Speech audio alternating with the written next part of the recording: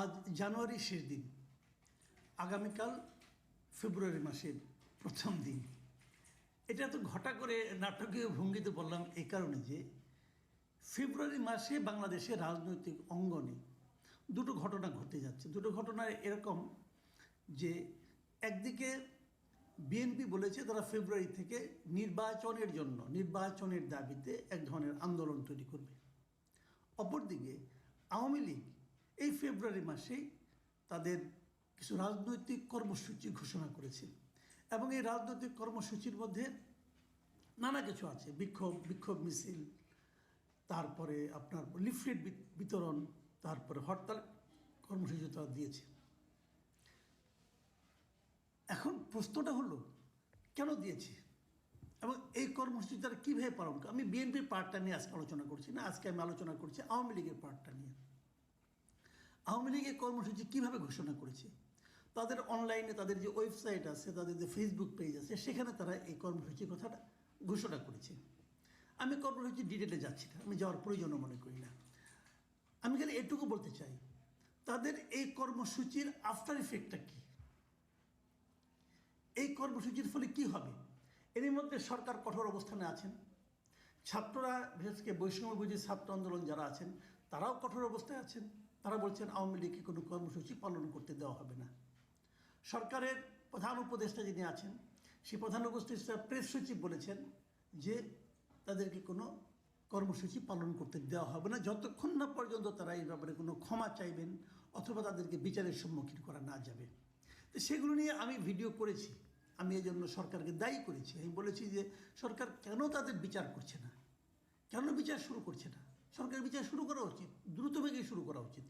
সেগুলো একটা প্রসঙ্গ।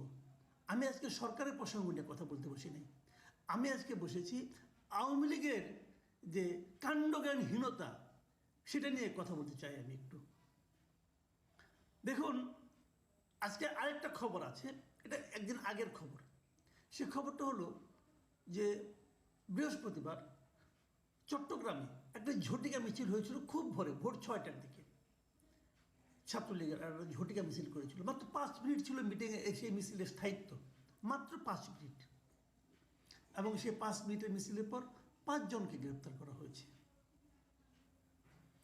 সেটা আপনি বলবেন যে ছাত্রলীগের মিছিল, ছাত্রলীগের নেতাদের গ্রেপ্তার করা হয়েছে, সেই মিছিলের তারা আবার সেটাকে ভিডিও আপ করেছে, ভিডিও আপ করার পর সহজে বোঝা গেছে যে কারা মিছিল করেছে, যে তাদেরকে ধরেছে। ঠিক আছে, একে নিষিদ্ধ সংগঠন, যে সংগঠন নিষিদ্ধ করাটা ঠিক হয়েছে কি ঠিক হয়নি সেটা অন্য বিতর্ক, কিন্তু নিষিদ্ধ তো করেছে সরকার। তো নিষিদ্ধ সংগঠনের পক্ষে মিছিল করাটা বেআইনি কাজ, এবং এই বেআইনি কাজ ওরা করেছে, তাদেরকে ধরেছে। এটা ছিল একটা টেস্ট কেস। যখন ফেব্রুয়ারি থেকে তারা একটা কর্মসূচিতে যাচ্ছে আওয়ামী লীগ, তখন কি এ ধরনের গ্রেপ্তার চলবে না, গ্রেপ্তার হবে না? হবে। 1-2 নয়, সেই গ্রেপ্তারের সংখ্যা 100 ছাড়িয়ে যাবে।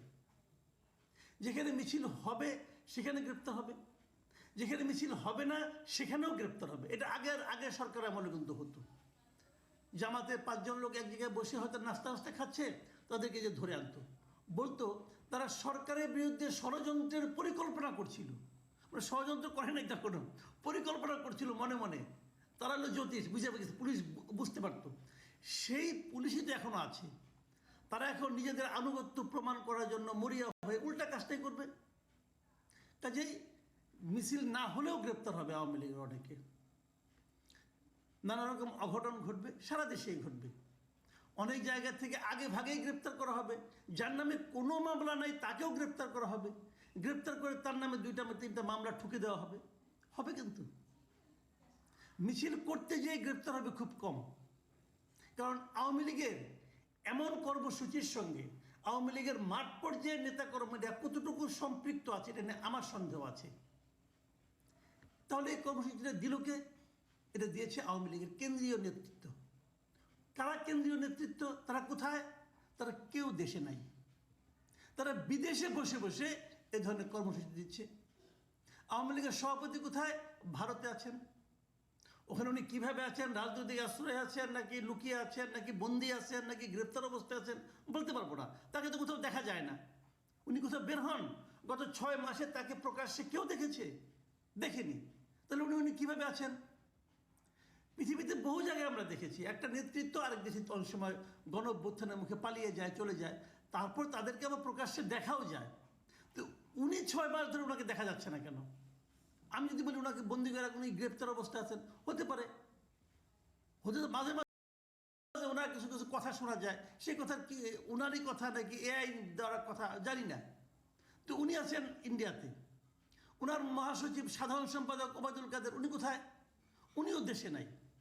ওনার যে মানে যুগ্ম সাধারণ সম্পাদক যারা আছে এরা কোথায়? মানে আপনার হাসান মাহমুদ কোথায়? কেউ জানে না এরা কোথায়। দীপমণি না হয় জেলে আছে, বাকিরা কোথায়? অনেক বড় বড় নেতা দেখলাম যে বিবিসি বাংলাকে বাহাউদ্দিন নাসির যুগ্ম সাধারণ সম্পাদক, বিরাট নেতা, উনি একটা মানে আপনার দিয়েছেন, বিবিসিকে একটা সাক্ষাৎকার দিয়েছেন। সেখানে উনি বলেছেন যে কেন তারা এই মানে হরতাল এবং অন্যান্য কর্মসূচি দিচ্ছেন। উনি বলছেন যে সরকারের জানমাল নিরাপত্তা দিতে ব্যর্থ হওয়ায় এই অবৈধ সরকারের ক্ষমতায় থাকার কোনো অধিকার নাই। উনি কোথায়? উনি কি দেশে?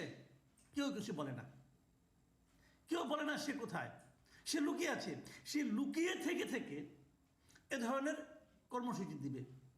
যে কর্মসূচি আদৌ বাস্তবায়িত হবে কিনা আমার সন্দেহ, কিন্তু দেশে থাকা আওয়ামী লীগের নিবেদিত প্রাণ নেতাকর্মীদের জীবন দুর্বিষহ করে তুলবে। তাদের এই কর্মসূচির কারণে কি দেশের জানমালের নিরাপত্তা বেড়ে যাবে? এই কর্মসূচির কারণে কি দ্রব্যমূল্য কমবে? কমবে না তো। তাহলে আপনারা নিজেরা লুকিয়ে থেকে, নিজেরা আরামে থেকে, যারা লুকিয়ে আছেন কেউ কিন্তু কষ্টে নাই, তারা যে পরিমাণ মারলাম এই টাকা পয়সা লুটপাট করছেন এই দেশ থেকে, এটা তো ভাই কোনো কষ্টে নেই। ওনারা আরো 32 বছর আরামে থাকতে পারবেন না রাজার হালে, পারবেন? ওনারা তাই আছেন। এবং ওই আরামে থেকে থেকে ওইখান থেকে বসে বসে আপনি কর্মসূচি দিবেন আর দেশের সাধারণ আওয়ামী লীগের নিবেদিত প্রাণ নেতাকর্মীকে বিপদে ফেলবেন। ভাই এর নাম নেতৃত্ব নয়। বারবার বলা হচ্ছে আপনারা আপনাদের কৃতকর্মের ব্যাপারে সচেতন হন, যা করেছেন সেটার ব্যাপারে বক্তব্য দেন। তারা এখনো বলে যাচ্ছেন তারা যা করেছেন তারা কোনো অন্যায় করেননি। তারা এখনো বলে যাচ্ছেন ওটা নাকি ষড়যন্ত্র ছিল। এদেশের মানুষ আপনাদেরকে ষড়যন্ত্রের কারণে করেছে। এদেশের মানুষ কিভাবে আপনাদেরকে দেশ থেকে তাড়িয়েছে এটা তো আমরা জানি। আমরা তো দেশে ছিলাম তখন, আমরা তো দেখেছি।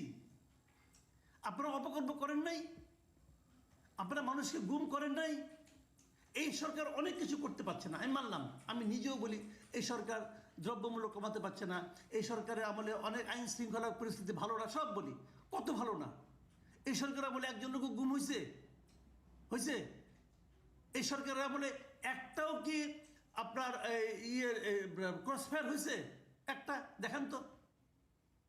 অনেক কিছু হচ্ছে না মানি, সরকারের কাছ থেকে আমাদের আরো প্রত্যাশা, সেটাও সত্য, কিন্তু আপনাদের মতো তো না।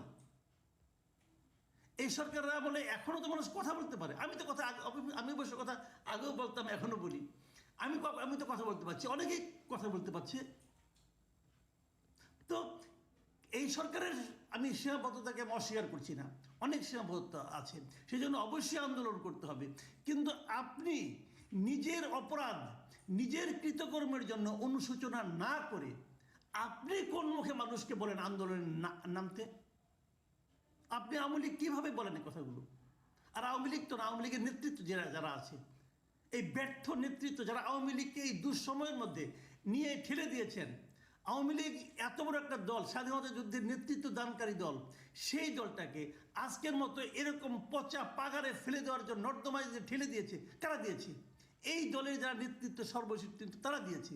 পৃথিবীর অন্য যে কোনো দেশে হলে, এবং এদের যদি মিনিমাম যদি আত্মজ্ঞানী থাকতো, মিনিমাম যদি আত্মসম্মান জ্ঞান থাকতো, মিনিমাম যদি জনগণের প্রতি ভালোবাসা থাকতো, এই নেতৃত্ব আরও আগে তাদের পদত্যাগ করা উচিত ছিল। তাদের বলা উচিত ছিল আমরা আওয়ামী লীগের নেতৃত্ব দিতে পারিনি। তাদের বলা উচিত ছিল যে নতুন লোক এসে আওয়ামী লীগের নেতৃত্ব গ্রহণ করুক। সেটাকে তারা একবারের জন্য বলেছে? বলেনি। বর্তমানে অন্তর্বর্তীকালীন সরকার যখন তারা দেশ চালাতে হিমশিম খাচ্ছে, এটাকে আওয়ামী লীগ সুযোগ হিসেবে নিয়েছে এই নেতৃত্ব। তারা বলার চেষ্টা করছে আমরাই ভালো ছিলাম, অতএব আমাদেরকে আবার ব্যাক করাও। এটা তো হলো না, এটা তো হলো না। আমি আওয়ামী লীগের নেতৃত্বকে অনুরোধ করব, তাদেরকে আমি বলবো, পরামর্শ দিতে চাই আমি আপনাদেরকে, এইভাবে পরামর্শ দিতে চাই। এটা শুনে আবার অনেকে বলবেন না যে আওয়ামী লীগের আমি দালাল হয়ে গেছি। ভাই ভাবলে ভাবেন, কিছু করার নাই। আমি আপনাদেরকে পরামর্শ দিতে চাই, আপনাদের নেতৃত্ব ব্যর্থ হয়েছে এটা স্বীকার করুন, আপনারা ভুল করেছেন এটাও স্বীকার করুন, এবং নেতৃত্ব, তরুণ নেতৃত্বদের কাছে, তরুণ যারা দেশে আছেন এখনও, যারা দেশকে ভালোবেসে দেশে এখনও আছেন, তাদের হাতে নেতৃত্ব ছেড়ে দিন। তারা নিজেরা একটা নতুনভাবে আওয়ামী লীগকে সংগঠিত করুক, আমি এটা চাই। আগের নেতৃত্ব হবে না। প্রিয় দর্শক, আমি জানি না আগামী এই মাসে কি ঘটবে, কিন্তু এই মাসে এই দেশে ভালো কিছু ঘটুক, অস্থিরতা তৈরি না হোক, মানুষে বিভেদ আরও বেড়ে না যাক, এই কামনা করছি। আমি সকলের শুভবুদ্ধির উদয় হোক এটাও চাই। ভালো থাকবেন আপনারা। আল্লাহ হাফিজ।